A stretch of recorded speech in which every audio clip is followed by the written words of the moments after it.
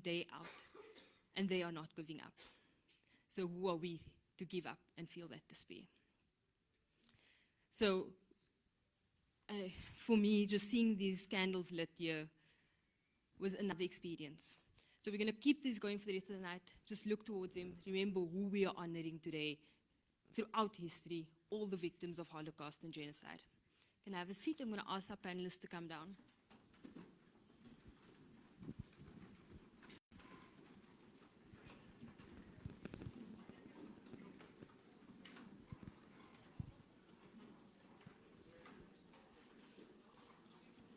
Assalamu alaikum. Alhamdulillah. Glad you made it on time. 1, 2, 3, 4. You guys can have the roaming mic.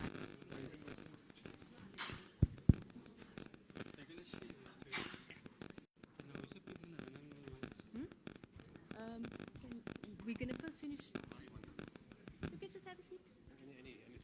Anyway. We're going to finish the panel discussion. Maybe just grab so we can the mic. We'll just go across. All right, so I'm sure many of you have seen very familiar faces here. So, Dr. Imtiaz Suleiman, I don't know if I should even introduce him. Medical doctor, humanitarian extraordinaire. A very typical response. Next we have Prof. Lydia Kane-Cross, head of UCT surgery.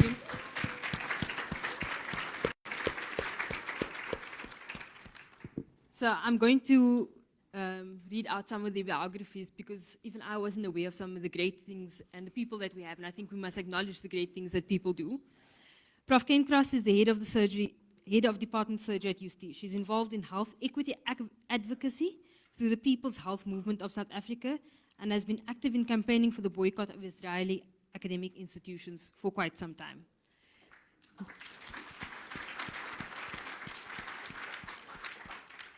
Prof. Bob Bagley is a retired academic surgeon who was formerly part of UCT. He's also part of the Oxford Gaza group and was a surgical tutor in Gaza. He is still very active in advocating and arranging continuing medical teaching for students from Gaza, even in Cape Town.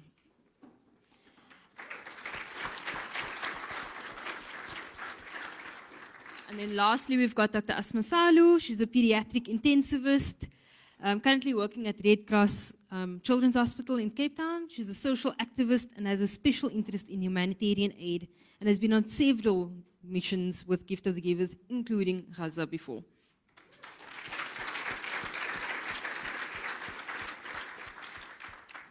Dr. Salu, we're going to start off with you. After seeing this movie and this destruction of Al-Shifaa and the terror inflicted upon medical personnel, can you share your thoughts on these targetings and why medical service should be protected and are protected under international law?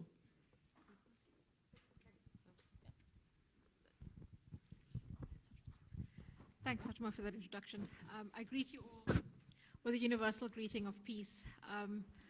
I've watched this film more than once now, and I have so many different feelings and emotions and thoughts as I was watching it yet again that I struggle to put those into words, but there's probably 4 sets of words that can describe some of the emotions I feel. The first one is shock and horror at the level of destruction and barbarism that takes place with impunity and the complete disregard for the sanctity of human life at its core, notwithstanding the complete disregard for any laws and the systematic torture, humiliation, and indignity which goes beyond the wildest imaginations. The second one is utter dismay at the low levels that humanity has stooped to. And I feel a sense of shame. Shame that we are all, and that I am specifically a witness to all of this genocide, and actually have very little that I can do about it. And then vulnerability. Vulnerability as a citizen of this planet, that and the knowledge that no one can be spared from this barbarism. As Fatima mentioned, I had the opportunity to travel to Gaza following the 2014 war in Gaza with Gift of the Givers. And at that time, seeing the level of destruction there, I thought that was the worst thing I had ever seen in my life. But watching the destruction that's unfolded over the last year or so, watching this, it's a whole new level, and it makes the rest of the war in 2014 and after that seem like child's play. We're only sitting here and watching the destruction of Al-Shifaa, and that's one hospital out of many in Gaza that have been totally destroyed. And then as a healthcare worker, and I think all of us know this, whether you're a healthcare worker or anybody else for that matter, that healthcare facilities are places of safety, and it's common knowledge. And according to the International Committee of the Red Crescent and the Geneva Convention of 1949, healthcare facilities, healthcare workers are all supposed to be protected. And one of the highlighted things I'll read to you from the ICRC declaration is that attacking buildings, material, medical units, and transport of personnel displaying distinctive emblems is a war crime. And we sit here watching this willy-nilly, like it's just happened on such a mass scale. And what we have witnessed is unbelievable and unfathomable. And just watching these scenes of Al-Shifa Hospital, and Bob can probably share similar ideas. And as I was watching this, I had the opportunity to visit Al-Shifa Hospital in 2014, and I was just thinking about the surrounds and the streets. When we drove in our little car to Al-Shifa, we passed these full streets full of people bustling about their daily lives. And this area, the populace around Al-Shifa, it's a highly populous area with high-rise residential towers, shops, vendors in the streets, and the hospital itself is a bustling area. But when you look at this footage, it's just this ghost and video town, and all you can think about is all of these people are now buried and bulldozed below the rubble, while their loved ones are taunted and humiliated with watching them suffer over and over again. So I'd like to read a few lines to you from the ICRC Geneva Convention, and it's just 3 or 4 lines, and I'd like you to listen to it on the backdrop of what we have just borne witness to in this movie. The first one says, parties to an armed conflict must take all possible measures to search for and collect the wounded and sick without delay.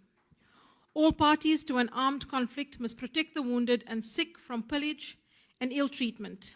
They must also ensure that adequate medical care is provided to all the injured and ill as far as practicable with the least possible delay. Personnel engaging in medical tasks must always be respected and protected. Parties to an armed conflict may not impede the provision of care by preventing the passage of medical personnel. The World Medical Association is of the view that the medical ethics remain the same during armed conflict and in peacetime. We know that this is not an equal conflict, but I leave you to reflect on those words. Healthcare workers are supposed to be protected under international law during conflict and unrest. Hospitals are supposed to be safe areas where the ill and infirm go to rest and receive respite and healing. Hence, by targeting healthcare facilities and workers, it is no secret that the mission is to annihilate a people by breaking down the places of safety, respite, and solace. Gaza has shone a spotlight on a global system that is historically flawed and now epically failing.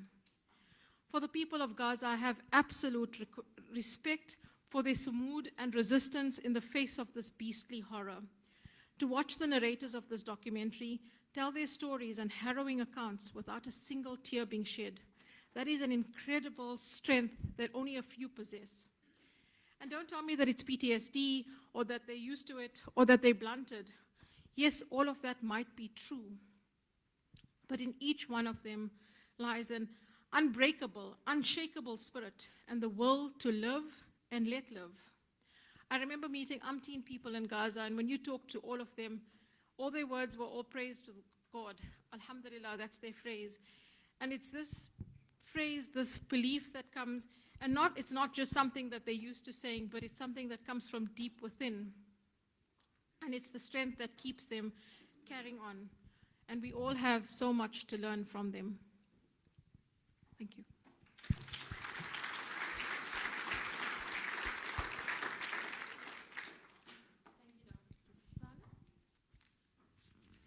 I thank you for that, Dr. Salu. When I reflected myself on the Geneva Conventions, they were renegotiated after World War II, despite being in practice for some time before. I think as a community we need to go back and think, what does that mean to us today?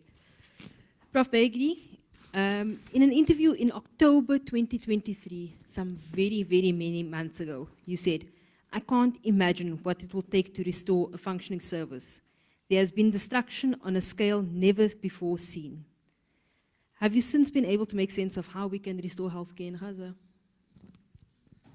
Thanks, Fatima. Asma, that was beautiful. Well spoken. So, good evening. Yes, how to restore healthcare. Well, first you need an indefinite ceasefire. And none of us are very sure we've got that. When you look at Jenin and you listen to Mr. Trump, whose complete ignorance of the Middle East is astounding. But a beginning must be made to get this going. And to answer this, I reached out to my colleagues, 3 colleagues in the Oxford Gaza group who all were in Gaza during 2024 on multiple occasions. Our group's been going there for over a decade. One is James Smith, the other Tanya Haj Hassan, and Prof. Nick Maynard. You'll have seen all 3 of these on Al Jazeera news clips, BBC, CNN. They've been on all of them, in fact. Nick is our coordinator and is, in fact, our University of Cape Town Groote Penman lecturer, surgical lecturer. Lydia's invited him. And he is in the department during late February. And he's just been awarded a humanitarian medal by His Royal Highness the King, which shows that at least some senior people in Britain do actually have a heart. So, currently, it's recorded that about 50% of hospitals are partially functioning. This is a partially functioning, it's a gross overstatement. They're kind of open. But that they're functioning at all is testimony to the extraordinary resilience of our colleagues there. So the question is, how do you rebuild? You have to ask, how do you start to rebuild? In fact, you have to start, how do you begin to start to rebuild? A couple of answers. The first is massive international support. The World Health Organization estimates that you need $10 million a year for at least the next 5 to 7 years. That's a conservative estimate. Now, $10 billion, that's more than the annual WHO budget for this sort of thing. And America's now withdrawn its funding. Next point, and this is a really important point actually. Rebuilding must be rooted in the principle of Palestinian solidarity. We must have at its center Palestinian ownership and leadership. Otherwise, it risks intentionally or unintentionally undermining Palestinian self-determination and control. In Imtiaz's biography, Gift of the Givers, it's well described how Gift of the Givers made us, I've recognized this over the years. They go into places, war-torn places, humanitarian aid, try and provide a structure and rebuild, and they put the local people front and center in the project. It brings in local involvement and it buys local loyalty. And that is what must happen in Gaza. James Smith makes the point that reconstruction must avoid what he calls siloization of the response. You know, any amount of material and finance can be committed, but if you haven't remedied the fact that Israel contains the water, Israel controls the access, it controls the energy supply, the food. If you haven't got these basics aligned, then the rebuild and the recon will remain fractured, and the healthcare's ability to service this massive need will be limited and firing on half cylinders. Another vital component while clearing and rebuilding is the documentation. Documentation is vital. The documentation of the destruction and the harm committed by Israel. And this must be done from the north right through to the south of the Strip. This will allow Gazans and the world, hopefully, to pursue accountability and justice for Israel. Tanya, when I spoke to her last week, she said, Bob, the intentional killing and detention of senior Gazan doctors and surgeons is part of Israel's strategy to undermine Palestinian medical leadership. We all know the stats. There's nearly 1,000, might be more healthcare workers have been killed by Israel. Doctors who've been killed in their homes, targeted in their homes with their families alongside them.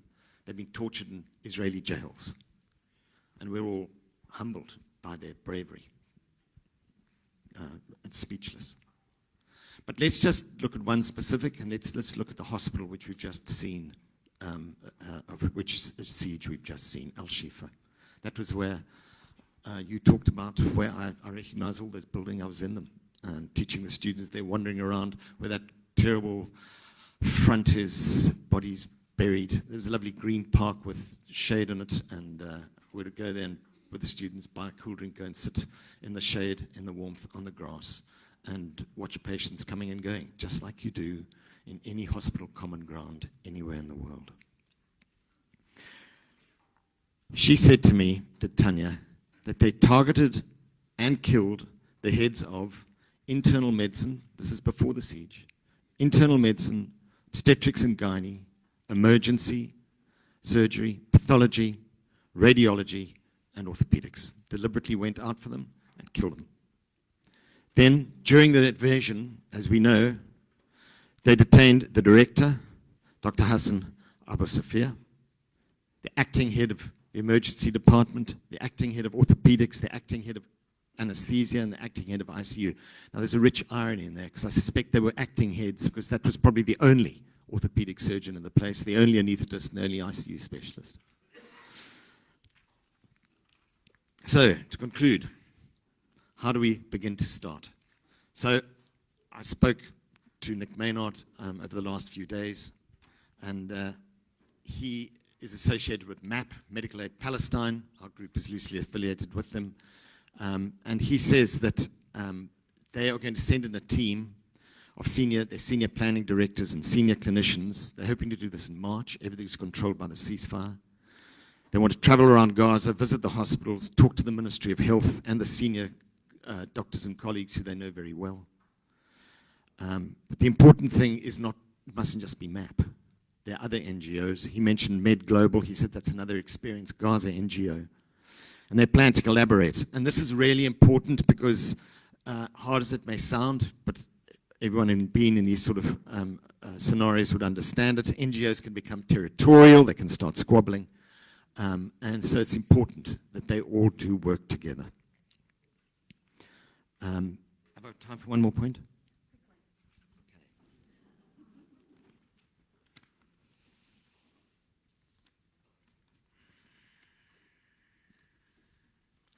Stephen Friedman, one of our best-known anti-apartheid journalists. And he's always been a proponent of a one-state solution. He's, of course, a Jew.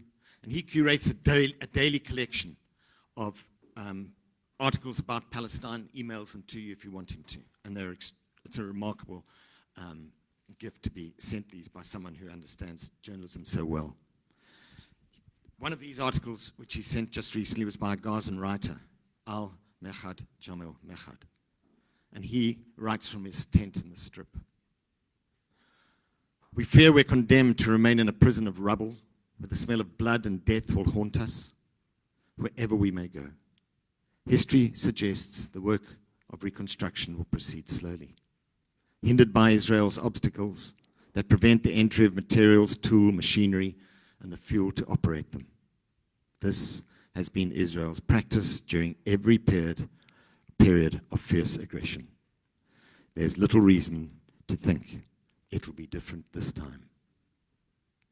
But, everybody, we must begin. Thank you.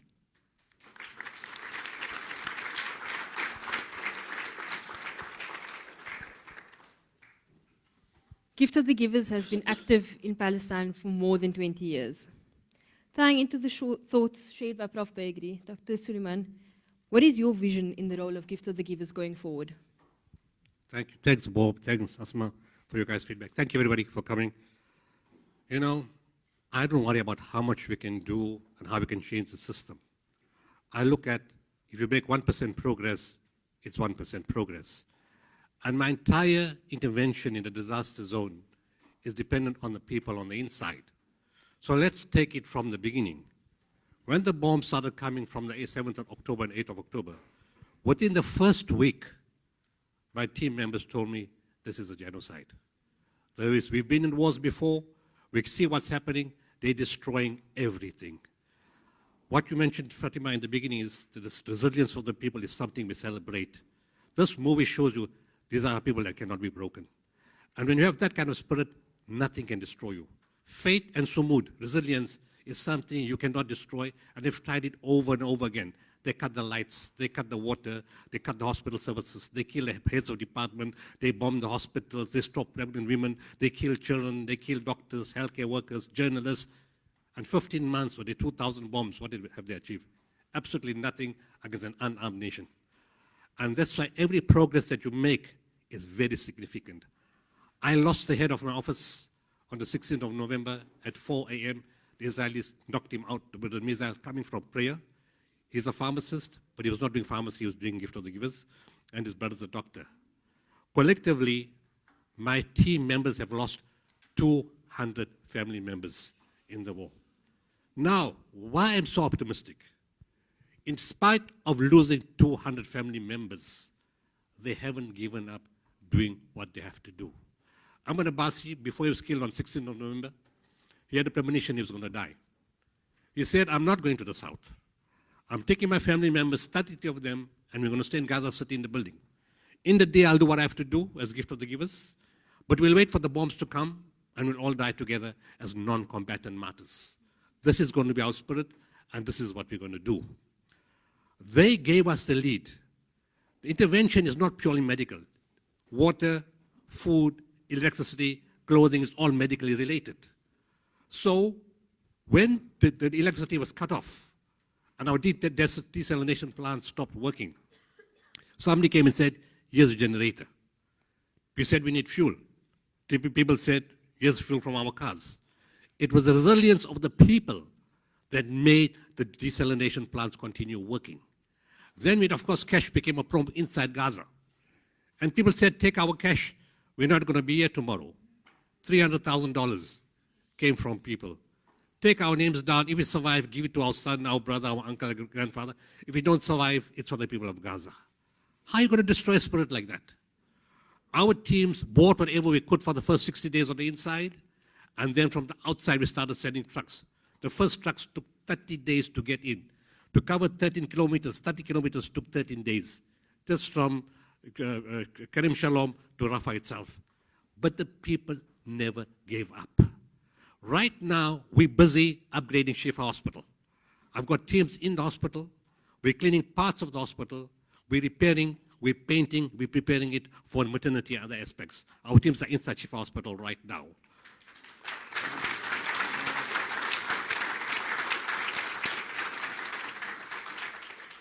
We've set up 3 medical facilities, field hospitals, where we've got 5 people employed all those hospitals.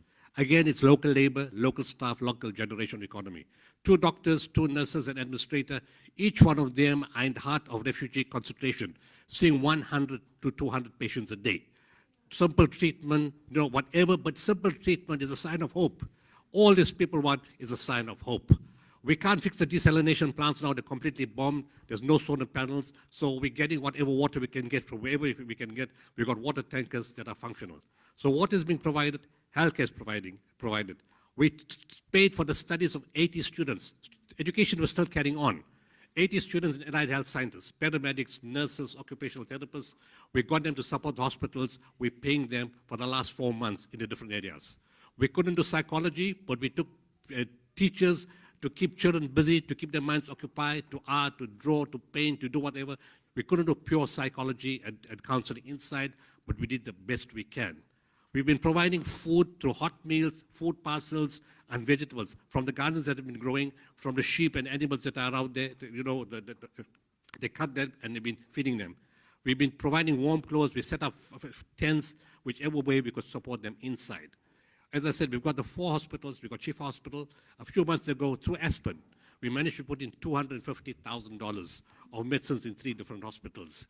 And we've been supporting other medical points inside Gaza itself. But the aid is not only about inside Gaza. It's about outside Gaza also, because hope is spread all around.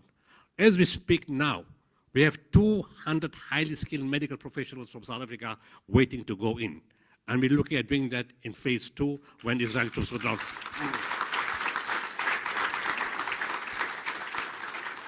We've got 35 psychologists. These psychologists have been looking at new methodologies. PTSD doesn't apply here. They're using different psychological techniques, how to study, what to do, talking to people on the other side, and then constant conversation to go in well prepared. Because I have teams on the inside, they can facilitate our teams coming from the outside. We have teams in Turkey, we have teams in Egypt, and right now, last week, one of my team members attended a conference in Amman, Gaza, the beat of the heart, where we're looking at what needs to be upgraded, what has to be done. And as Bob mentioned, it's going to be a collective effort from different NGOs, different governments all over the world. Right now, they need 16,000 surgical procedures, 10,000 urgent.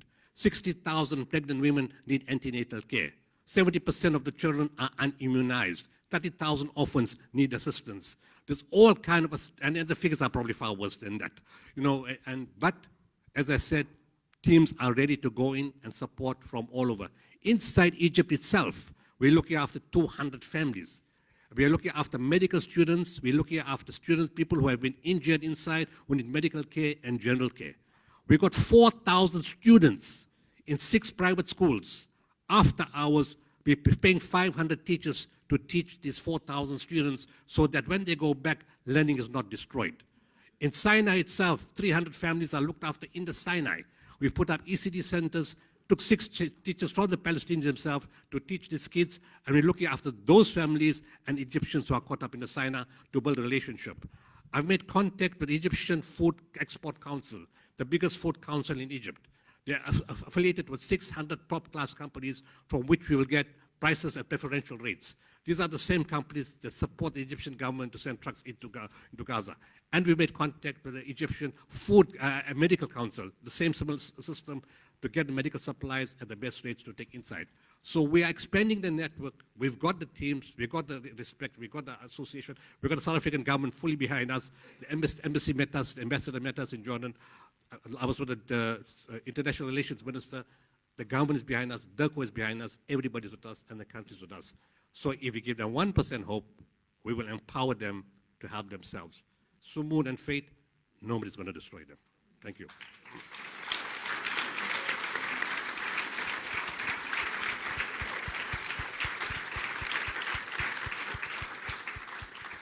Thank you, Dr. Suleiman.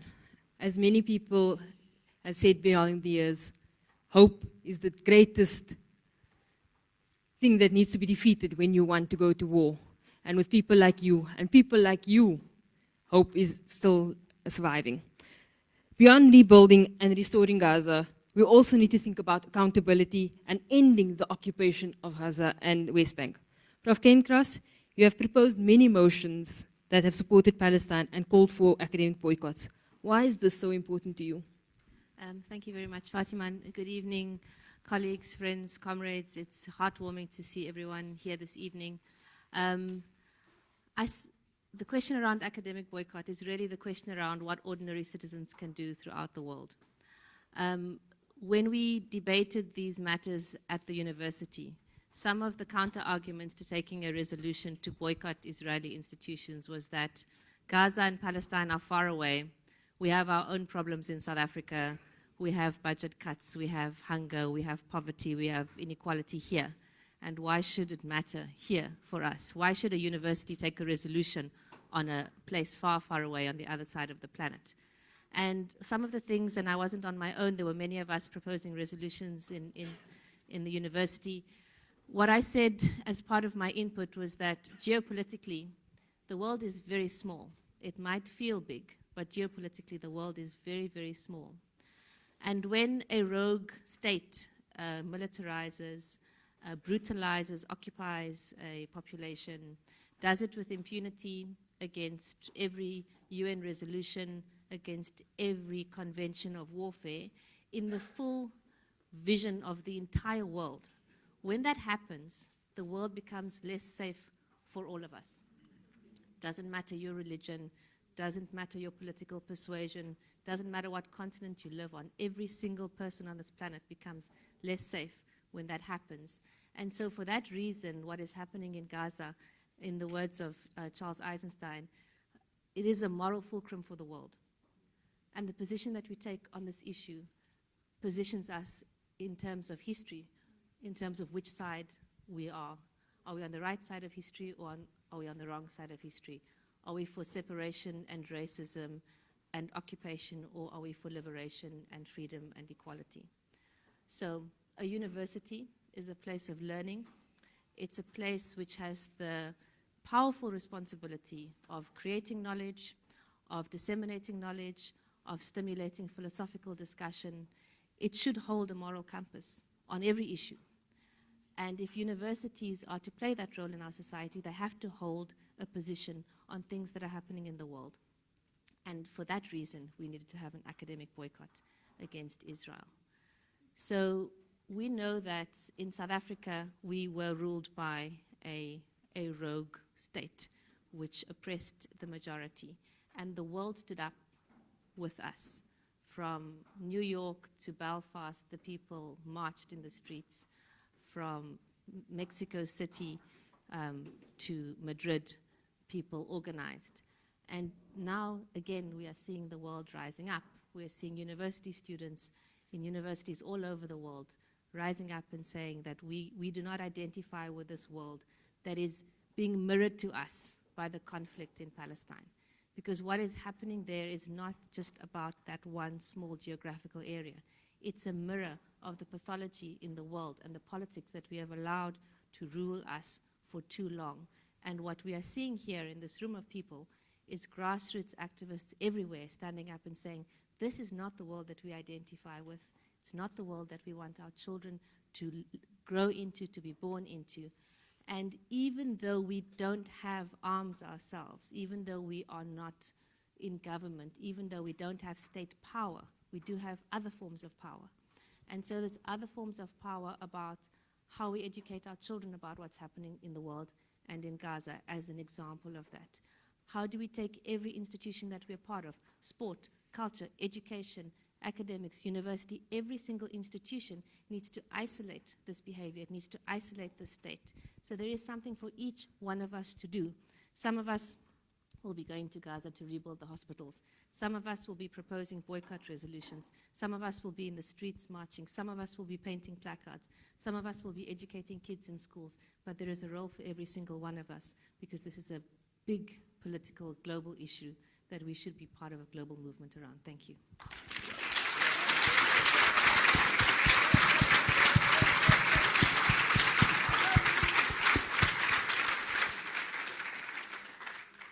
Thank you. And I'd like to point out to all of you that boycotts are not only academic. They are cultural, they are social, and they are consumer boycotts. Specifically for those in healthcare, the Healthcare Workers for Palestine group has been advocating with many international groups for a TIVA boycott. Tima Pharmaceuticals is an Israeli company that occupies and steals land and then oppresses the people from Palestine. The people from Palestine, from that land, do not have access to those medications and to the medical care. So we need to hold our money accountable. We cannot say we support Palestine and spend our money in places that support the occupation and genocide. So be responsible and be intentional with what you do. We're going to open up the floor to the audience. If our mic runners can just identify themselves. We've got one in each corner of the room. So we'll take a few questions. Just so you know, we've got a group that is going to be writing up the proceedings of tonight. The aim is to have it published in a journal, for the medical journal. So we are going to anonymize everybody who picks up those mics, except the speakers. Unfortunately, you are in the public sphere. But just so you know that there will be recordings of this proceedings. All right. So I saw a hand in the middle. Okay, we're going to start that side and then put it across the mic down in the middle so long. Good evening, Morweni, wassalamu alaikum, shalom. My name is Saya Pierce-Jones. I am a South African journalist. I have two pertinent questions. Number one, here tonight we see Christians, Jews, Muslims, medicine practitioners gathered for the same cause. What kind of lessons from the last apartheid that we overcome could we learn from this kind of unity on the one hand? And the second question, Dr. Suleiman, you mentioned that we have the South African government behind us. However, in 2024, South Africa sold 1.8 billion rands worth of minerals, coals, fuel to the Israeli state. Those are the very ingredients used to make bombs. Here tonight we have a poster highlighting Discovery that oversaw Israeli delegates in the midst of a genocide criminal hearing that is occurring. So what do we need to do to seriously ramp up the boycotts to make it absolutely effective so that when we say South Africa supports Palestine, it is an unequivocally statement? Thank you.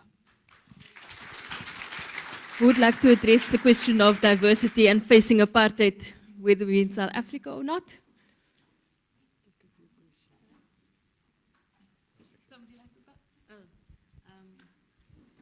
So, gosh, I'm not sure if I'm the right person to answer this because I might take it to. So, I mean, you know, so states need to take a political position. So South Africa's gone a certain distance on this, and I think that's good. But we need to take a political and economic stance as well, and I think that's what you're asking about. And we're going to make mistakes. We're going to have Discovery posters up sometimes, and we're going to go into the wrong shop, but we have to find a way to hold one another accountable at a citizen level and a way to hold our states accountable at a state level. I mean, for me, the question that hasn't really come up yet is the question of justice. And we can't really build Palestine and rebuild Palestine without justice. And justice requires something really big to happen in the world. For a single, free, democratic Palestine, we need a major, major shift. So I mean, this is a different kind of conversation that we're engaging with, but I think I take your point. It's not enough for us to show solidarity with our words. We have to show solidarity with our deeds. And it's not enough for us to be doing that as individuals, but we need our governments to be going all the way with that pressure. In addition to that, we have to engage them on the story of the $1 billion aid. You know, they have to be engaged directly, you know, and that's something I will take up with them personally. And the other story is you asked initially about, you know, the different religions here. We coined an organization called the Coalition for Good. What we've seen in the last year is that people of different faiths, and even people they don't have to belong to any faith, it's about humanity. And people from humanity have come across on the one side, and people from non-humanity, to put it crudely, on the other side. But what has been amazing is the educational process. My own personal experience in the country, I've done extensive travel inside the country, and I've seen narratives change, I've seen people's ideas change. When people start getting informed and start understanding the truth, there's been major shifts in people's thinking inside the country. And the lives of 76 years can never be covered for another 76 years. It's impossible. Because throughout the world, kids have stood up in universities, you know, ordinary people in the streets, everybody has come. So the most important aspect of this unity is to show this is not a religious war. This is a war of humanity against inhumanity. And what was said in the beginning is that we can't allow this to carry on in the future. And if this fails now, if this system fails where the state of Israel loses, and they're already losing, in this war, nobody else is going to try this again. And this is what we have to achieve. We failed in the Holocaust, we failed in Rwanda, we failed in Sudan, you know, we had a problem in East Timor, we had a problem in Western Sahara, we've got problems in DRC now. We have to change this. This is not for Palestine. This is for humanity. And that's why we need to get the whole world together, to stand together to make sure this does never, ever happen again. And like we're having meetings here, there's meetings like this all over the world where more and more humans are standing up to say never again.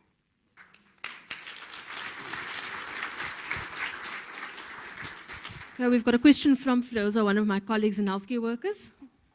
Hi, hello everyone. Thank you so much to the panelists for your insightful views on the topic. So there have been a lot of conversations around.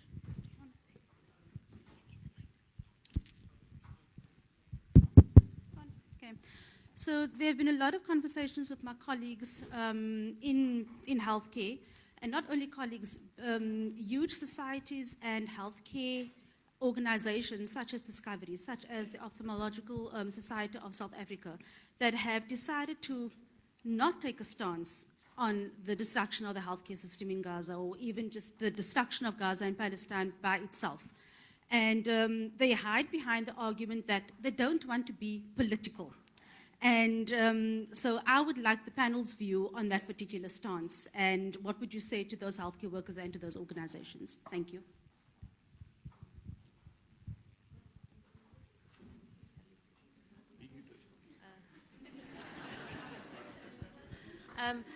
Thank you. Thanks very much. So there's no such thing as an apolitical position, in my view. So when you're facing a situation of gross injustice, not taking a position is taking a position. And this is one of the most clear and blatant examples of that. So, for example, UCT has a resolution saying that no researchers may engage with other researchers who are engaged in human rights atrocities, for example. Now, this is coming under a clause around academic freedom, which is the same thing, kind of neutrality, freedom of speech, academic freedom, but there are limitations to all of those, including academic freedom and the neutrality clause that people bring up, and that is that if you don't take a moral stance, you are in fact accepting and thereby supporting by default the current status quo. And so it's an interesting thing that's happened in the world now, because whereas before we could have engaged quite easily with many people, I now find myself, if I'm reading something written by anybody, I'm like, but what's their position on Palestine? Because, yeah, exactly, we know now that it is this moral turning point. And if you have a position which ignores the fact that Palestine represents something much bigger in the world, which is a deep racism and a deep othering, we know that the kind of atrocities we've seen here can only be possible if you do not see other people as people.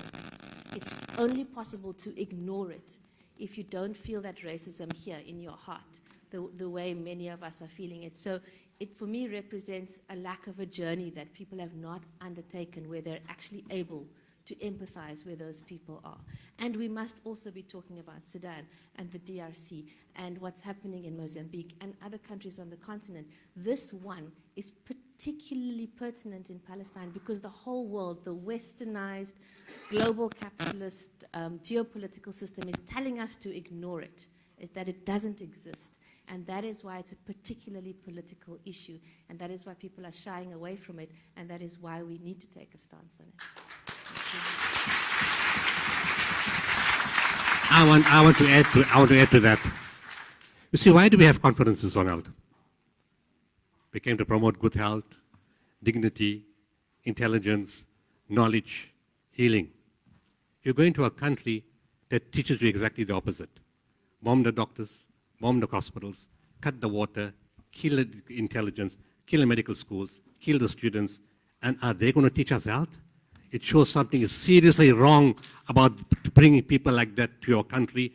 You're going to learn about health from them. Surely there's something seriously wrong with your system. They're going to show you how to destroy health. It's showing total disrespect for human life, total disrespect for dignity, and you want to be associated with that? The country should boycott schemes like that in this country.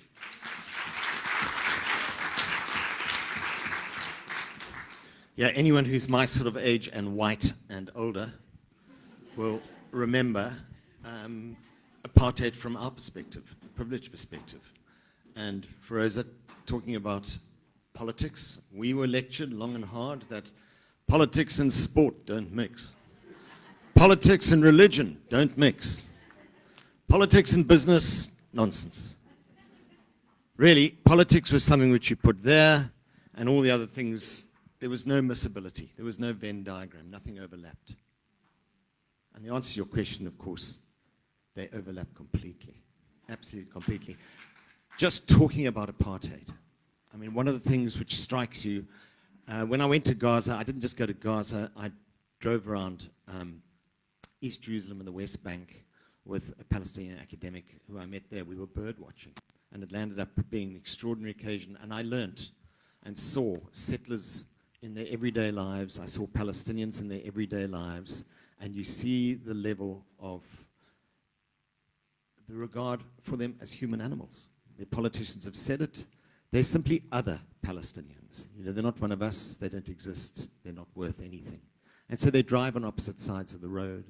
They can't walk in the same streets. It's an extraordinary level of apartheid that I have to say, those who've been to Gaza, ex-apartheid activists, Vusi Pikoli comes to mind, they say this is our apartheid in South Africa on steroids. It's a whole lot worse. And I don't think anyone would really question that. So, to punt some of the healthcare workers for Palestine's work, we get very active and very political, and we're willing to go down these fights with the conferences. So if you are having a conference sometime soon, and you see that they have invited an Israeli speaker, come speak to us. We have the know-how, and we want to take that on that fight. Well, at the same point, is apparently the speaker from the ophthalmologist said he wants 24-hour security. Make sure we scare the hell out of him before he comes here. We're going to take a question from the back.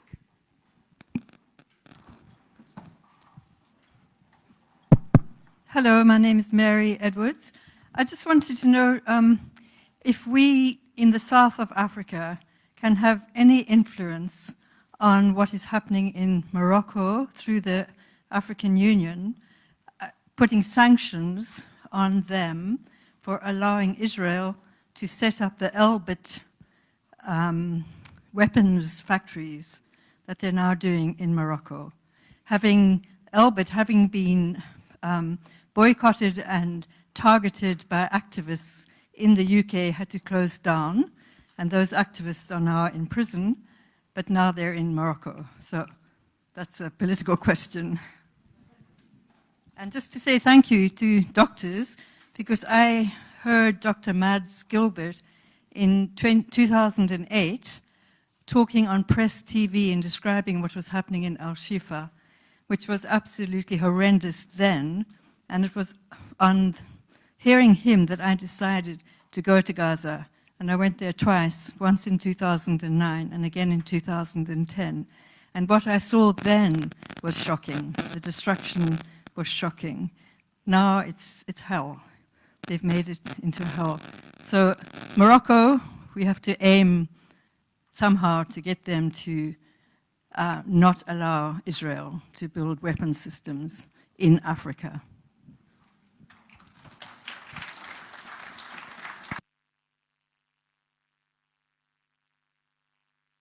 Hello. We're not going to get much support from Africa, unfortunately.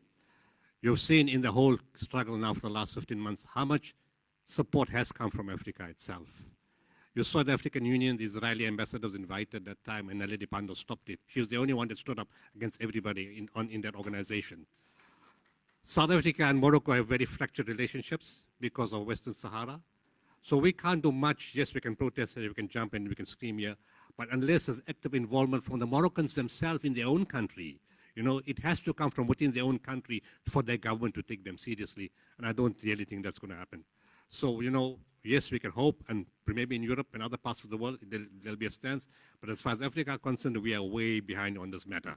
And unless a young generation on the continent with our education and speaking at universities, a lot of Africans study in South Africa, to the different universities and to different forums and to different African mediums in the continent, if we can do that, yes, it's important to start somewhere, you know, and to start bringing the change for the future. So it's a good point. And, you know, it could be discussed with embassies at some gathering when the ambassadors get together to say it's time, and maybe our diplomatic corps to say, look, we need to discuss this. So, yes, it's an important point. It's something that has to be pursued, but it's not going to happen easily from Africa. Thank you. We're going to take a question from the middle.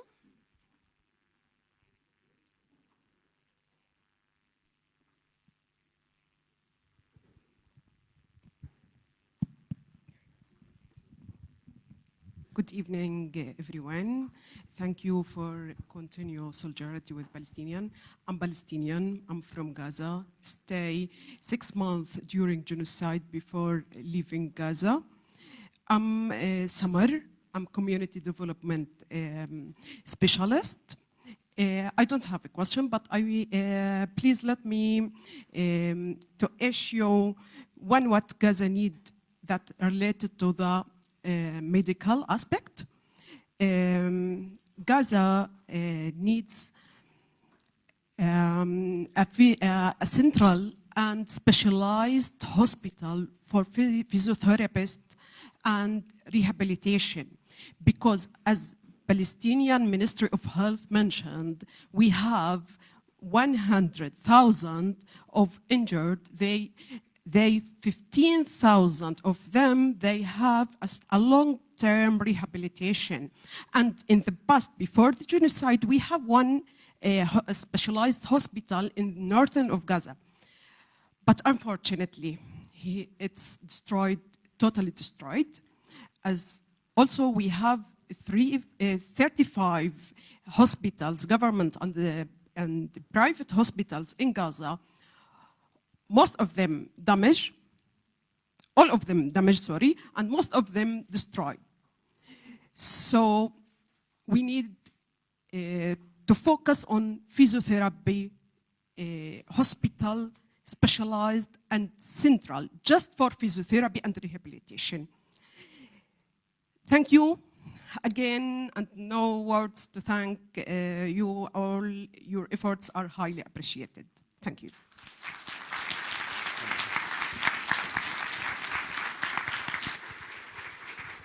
Thank you for making that really important point about rehabilitation. Every day, for ages now, 10 children have had limbs amputated in Gaza. Every day, 10 limbs come off. You talked about rehabilitation. We all know that you need psychiatric support beyond any physical measure.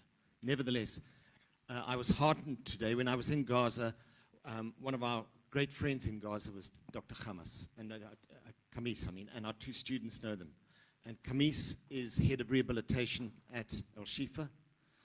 He's an absolute character, and he has survived the whole war in Gaza. Running around, he's managed to keep his cell phone going, communicating with us. His whole life is about rehabilitation. And indeed, there was a wonderful clip put out today or yesterday of Gazans celebrating the peace fire, and there was his cherry face in the middle, cheering us all along. So he has survived. He's a rehabilitation specialist, and absolutely he would want to echo your wish. I'm going to take a question from the front of you. Hi, my name is Jonathan Shapiro. I was blown away by the images in this movie. As every time I see something like this, I'm sure, like a lot of you, think you've seen everything or you've heard everything, and it just gets worse and worse. What sort of impetus is there to include the kinds of testimony in this movie, the movie itself? Maybe somebody from Al Jazeera could say, in the cases that are being made at the ICJ, the hearts and minds of the international community are still, justice systems are often based on the kind of hearts and minds of how things swing in politics. And this kind of thing needs to be seen. Is this testimony included in cases that are coming up? I can't comment much on the details, but all I can tell you is we're helping the South African ICJ team. I can't give you details about that. It's not supposed to be public, but we've given them a hell of a lot of help. I can't go more than that. Okay.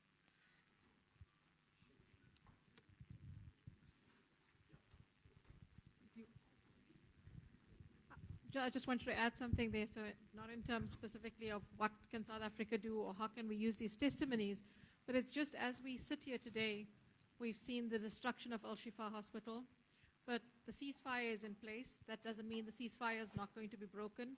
We need to turn our eyes towards Jenin, towards the rest of the West Bank, and continue what's been happening, continue being in solidarity with the people of Palestine, continue protesting, continue raising awareness, because the genocide hasn't stopped. It still continues. There's just been a lull in that, and we need to keep our voices and keep our efforts going all the time. Sorry, Leonard, one more point on that. Besides the medical teams, we're taking legal teams with us also to document exactly what we requested for. So there will be legal teams joining our medical teams when we go in. I mean, I think maybe to Jonathan's point, sometimes, I mean, we need to be going beyond our audience here. And sometimes it's the stories that really connect with people.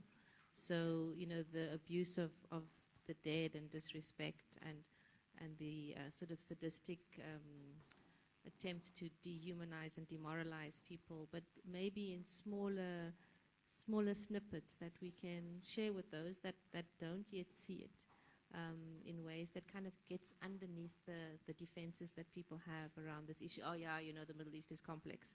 So we need to kind of use the media, these images in that way. And I mean, I'd love to see some of that we can broaden the movement. And I think that's perhaps what our writing group is trying to do tonight, trying to get these things into other spheres so that people who won't come sit in this room think, it is in this journal, let me read it. And I think that's what we've got to do. We've just got to keep pushing and intruding and making it uncomfortable to deny what is happening. We're going to go to the back over there. My name is Chad, and how aligned is my question is right on point with regards to where we are in this discussion. So I'm currently on social media. I analyze social media. I went onto a live. I got thousands of followers. I got under 2 people, 1 to 2 people on that live. I did a post about Gaza recently. I tagged people. The people that I tagged in that post, it did not get to them. So we think we're only having apartheid in Gaza, but actually on our own devices, on our own social media, we are being blocked out totally. And if they don't give us an opportunity to say what we need to say, isn't that also another form of discrimination? They automatically make us a bystander. And bystanders are the ones, that's the cause of war. So what I'm saying, we have to be very tactful. Use WhatsApp, create groups, share your posts in groups, ensure people see it, ensure people share it. It is of utmost importance. Then lastly, there's a podcast I watched on the Diary of a CEO, and Egyptian analyst, he's a very, very smart guy, one of the smartest guys in the world. He spoke about the importance of artificial intelligence. Now, artificial intelligence, people are scared of it. I use it, and it has only given me good responses. Responses that's facts, responses that it cannot lie. And he says only 1% of us have to use AI tactfully and correct in order for us to make a big impact. So we have to also look at this, how we can use technology to get the message across. Please, people.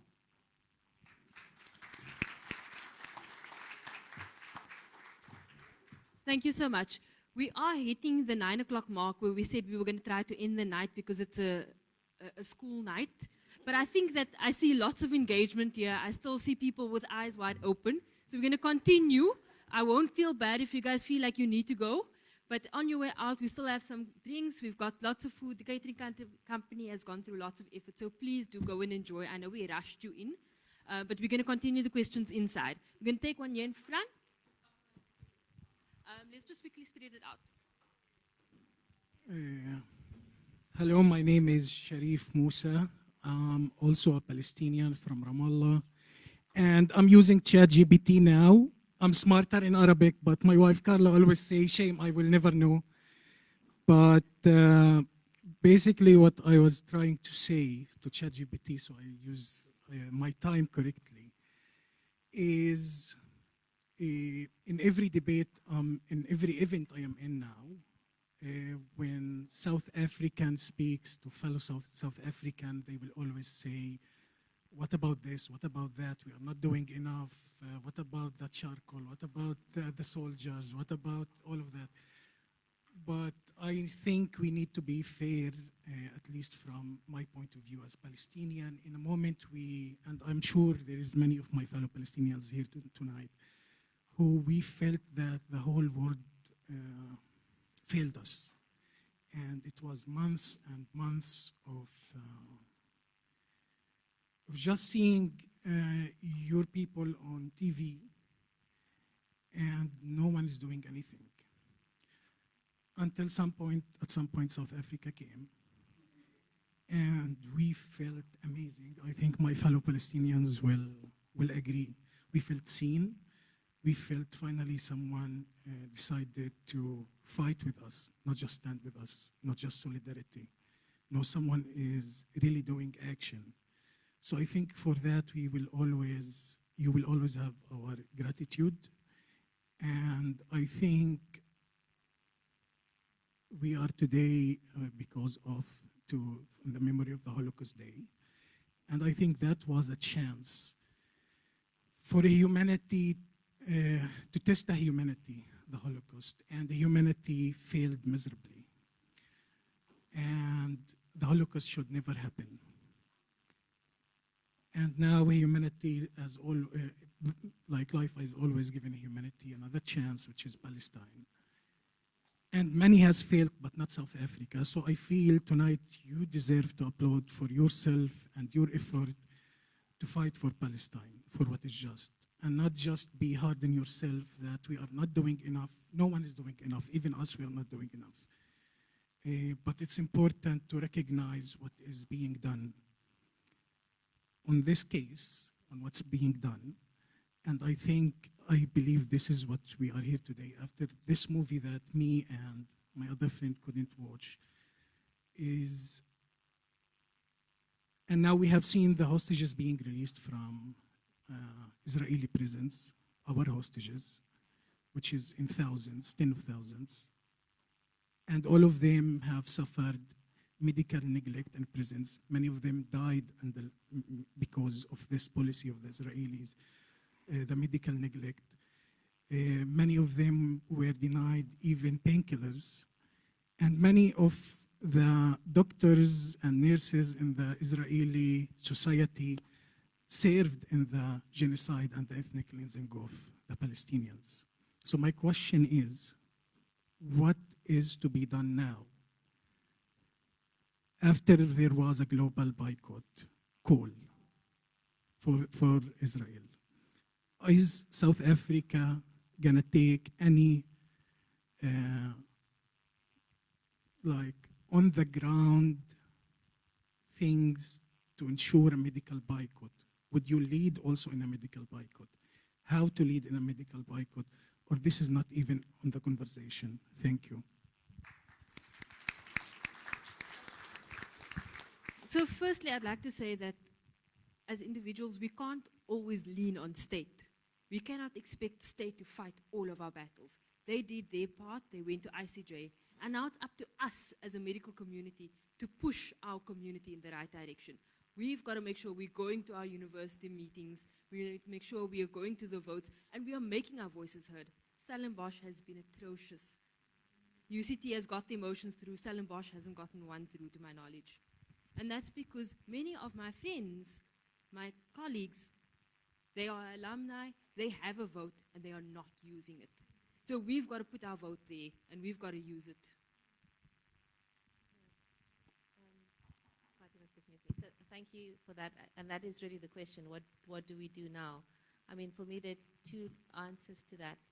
We have to each do the thing that's in front of us. So every single institution that we belong to, we must make sure that it takes a resolution to boycott Israeli goods, Israeli conferences, Israeli meetings, Israeli academics in our, of course, if an Israeli academic stands up and says, I oppose the genocide and I am against what is happening and what my state is doing, because there are ordinary Israeli citizens who may have that position, that is something different. But every place where we gather, we need to enforce the boycott. It took probably 10 years for the boycott against South Africa to really gain momentum, maybe longer, globally. I mean, we don't have 10 years, but we've already got some momentum. So, and the interesting thing about boycotts is when you have a boycott in place, you think, okay, but who's even going to read that resolution? What does it matter? But what happens is that now we have a visiting doctor coming from an Israeli hospital. 2 years ago, it wouldn't have even been a conversation for anybody. That person would just have come. Now suddenly, hospital managers are like, okay, but can we do this? What's the university position on this? There was a resolution on this. And suddenly you have people who are not engaged politically at all, who are beginning to have the conversation about, okay, but can we actually do this? That's the power of changing institutions and taking institutional policies. So we do need to do that. And the second part of it, I think, is the non-linearity of our work. So sometimes we are doing things and we can't see exactly the outcome right now. And that doesn't mean that it doesn't have power and it doesn't have impact. So there is an element of how we are feeling about the things that we are organizing around that is important. And that's why I appreciate your comment so much, because you're saying, we can keep beating ourselves up because the occupation is still happening. But we don't know how much impact the work we are doing might be having, all of us. So we have to continue to do that work every single day. Thank you. We are going to start wrapping up. There's a lovely expression to justify exactly, to explain what you're just saying, which is, insofar as we may not be able to see what our effect is going to be in the future, and it is that what we're doing may not make a difference, but we are still making a contribution. And at all times, just say to yourself, this is such a big problem. We're holding this meeting here today. It's not going to change anything. No one's really listening. But hey, we're making a contribution. Okay. We're going to take one more question and then we're going to wrap up. Is it me? Hi, my name is Tubia. My question is on a little bit of a different line. I would like to hear what the panel thinks about the psychological aspect of this, what is happening. As we were watching the film, and I mean the irony of it being the commemoration of the liberation of Auschwitz today, didn't pass me by. I was listening to something on the BBC this morning of someone speaking at Auschwitz and saying we're keeping these places alive and the memory alive, lest we forget, all that, and it may never happen again. And Dr. Suleiman also said it may never happen again. And the thing that I cannot understand, that I really, really struggle with, is that the very people who suffered so desperately. So, I mean, I visited some of those Holocaust places, and some of those, the footage here in the Al-Shifa Hospital is exactly the same. It is exactly the same. It is graves being desecrated, it is sadism, it is, the humiliation of people stripped to nakedness and so on. How is it possible that people who have suffered so intensely can visit that upon other people? I do not, has anybody got an idea of why that happens and how one can stop that from happening again? How do we know that it's not going to happen from the trauma of what these people are now going through? And in another few decades, Palestinians who are suffering so desperately now visited upon other people. How does one stop that? And what happens? What happens in the psyches and in the souls of people who know how their ancestors have suffered, if not, well, they not themselves, but their ancestors. I mean, it is so alive in them, that suffering. And then yet they visited directly, so sadistically upon other people.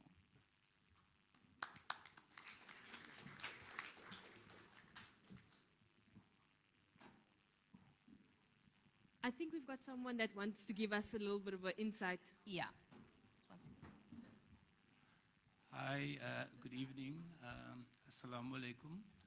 My name is Ishaq Ismail. I'm a pharmacist from the Cape Flats, Elsa's River, in fact. Prof. Chiktev asked me just to say a couple of words. In fact, he's given me 1 minute, 60 seconds. And when Prof. Chiktev phones, is work that he has for you, and secondly, it gives you an impossible time frame in which to do it. But in my remaining 50 seconds, let me just briefly give a quick overview of this. Inspired by the notion that in the face of injustice, silence is complicity. Pharmacists across Cape Town has taken a stand to be part of the voices calling for an end to Israeli apartheid. We're of course inspired by the BDS movement calling for creating apartheid-free zones. And this is exactly what we did. And in apartheid-free zones, which we set up in our pharmacies, the model there is Say No to TIVA campaign, which calls on pharmacists doctors, prescribers, patients, stocking Tiva products to use generics instead. But what must be stressed that at no point is the patient's health compromised unless, of course, there is no alternative. A point that comes to mind is, for example, the drug used for breast cancer, anastrozole, where there's no other drug available, then one is forced to use it. But in most other cases, extensive research has been done, and there are generics for almost all the products that Tiva manufactures. But just a word on Tiva for those who might not know. Tiva is in fact one of Israel's largest one of the world's largest commercial drug manufacturers, generic manufacturers. It contributes substantially to the Israeli occupation and violation of Palestinian and human rights by way of taxes paid, operating facilities in illegal settlements in occupied West Bank, and publicly stating that it stands by Israel during the current genocide. Now, say no to Tiva has now afforded the ordinary person to do something, to take an active role. We have so many instances of people asking, what can they do?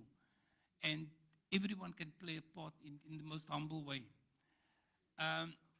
So therefore, for this pharmacy group in Cape Town, which we've expanded nationally, has taken a principled stand to take off the shelf all Tiva-linked products and declaring our institutions apartheid-free zones.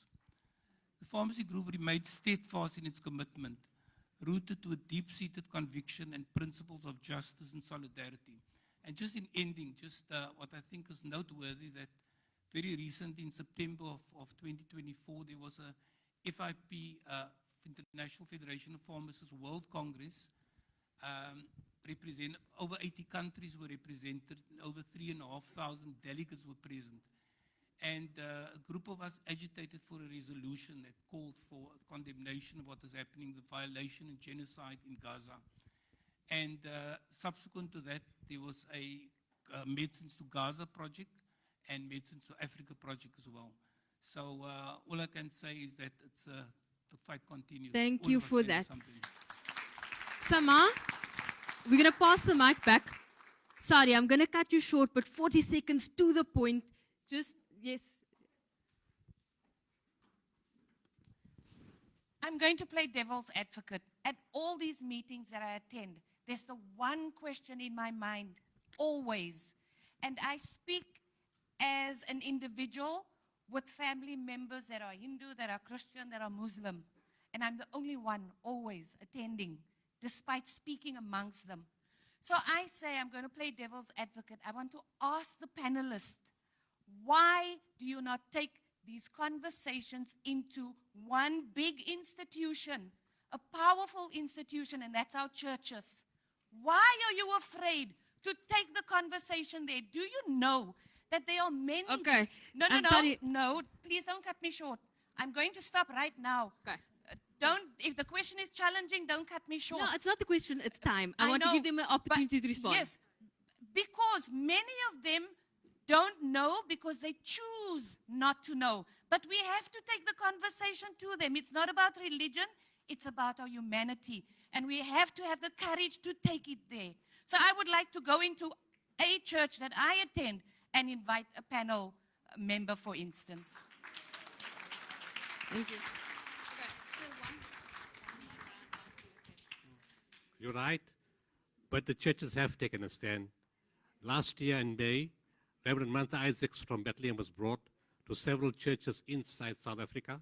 They were going to bring him back this month in February, but it's delayed. More and more churches have asked for him to speak. Tomorrow night in St. Agnes Parish and panelists have asked me to speak there tomorrow night, and I'm going. So there are many other churches in the country. Yes, there's different groups. We haven't expanded it fast enough, but the churches themselves, from St. Agnes Church, Father Michael Wieder and others, Edwin Edison, are making attempts. And in Durban, there are people from Christian Zionist groups who have come from Israel and have changed, speaking to their own people. It's there, but it's not advertised to the large extent like these gatherings draw attention. Thank you. Thank you. So I'm sure this is the final comment from the panel. So I'm not religious myself, but I'd love to come to your church if that would be helpful.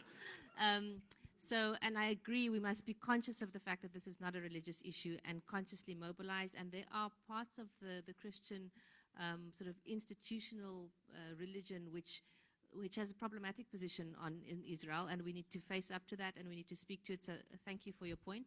And just as a concluding comment, I think in the sense that we're trying to grapple with the psychology of what is happening, it's an outpouring of additional pain, the weight of that is going into the world now.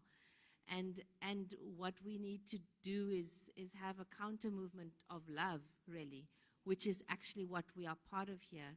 And I think if we can do that and see our way that we infuse our movements with that, then hopefully we will see a shift in this intergenerational trauma that is playing out in the world.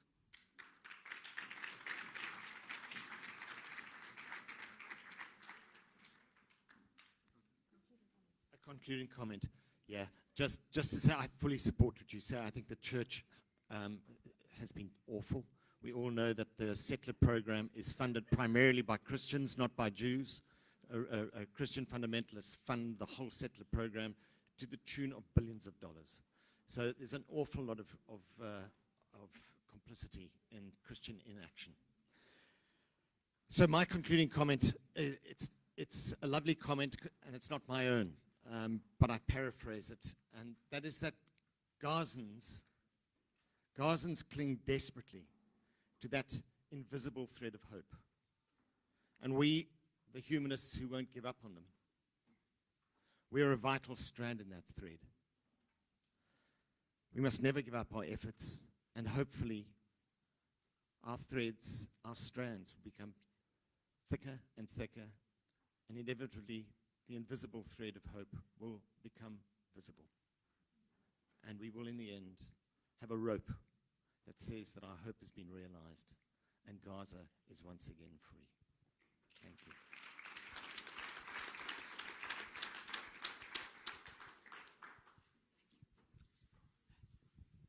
Okay, so my concluding comment for this night is that we have so much to learn from the people of Gaza. As I, and probably a lot of you have been reflecting, the people of Gaza are actually truly the free people of this world. They have spotlighted the hypocrisy of the world and are calling us all to account. This is an opportunity for all of us to rethink, strategize, and ask ourselves, what do we really want this world to be like, the world that we live in? We owe it to them, to the people of Gaza. They have paid the ultimate price with their lives, and we cannot let this be in vain. We owe it to them to be their voices now that they have been silenced. We sit here today in solidarity with our colleagues and healthcare workers and all the slain people across the world, in whichever part of the world, Gaza, Sudan, the DRC, to be the voice of those that have been silenced and annihilated. We need to ensure that this genocide is stopped and that this will truly never happen again. We need to ensure that the world is a safe place for the generations to come and that no person or people are ever harmed because of who they are. This starts with us, each and every one of us, and every single day of our lives. It's not just about big events like these. And we start off by not accepting the status quo of the hierarchies that we've been subjected to. We do know what is right. Let's reclaim that and start by being the disruptor in your circle. Thank you very much. Well said. Thank you to everyone who has come out tonight, our panelists for imparting their wisdom and insights with us, to all of you who have joined us, and mostly to those that have put in the effort for tonight. We have many volunteers ushering, helping out, registering. We've got Grote Skier allowing us to use this venue, UCT Health Science faculty that has been supportive in this, and many other projects. Remember, I asked you to close your eyes earlier this evening, and remember that feeling. When you feel like you need to use that feeling, make yourself available, make yourself a volunteer, and come forward. As we said before, everybody has something to contribute, and it's about the contribution. So coming up, PSC is having on Wednesday the usual vigil at St. George, but this one is going to be special. We are dedicating it to Hind Rajab. It is going to be a 1-year death anniversary. Death alone in a car, surrounded by a family, facing the tanks on her own. So that is going to be this Wednesday. Healthcare workers coming up. We're going to be hosting Prof. Maynard along with Emma Brown and Brendan Brown as well. There are international health activists that will be coming, so keep an eye out. And then we've got Israeli Apartheid Week that is coming up in March. We're going to have lots of educational programs. Come and support. If you have capabilities, come and volunteer. Make yourself part of the difference. Make yourself part of the change. The ceasefire is the first step. We don't stop until the occupation stops. That's where we need to keep our focus on. Thank you for coming tonight.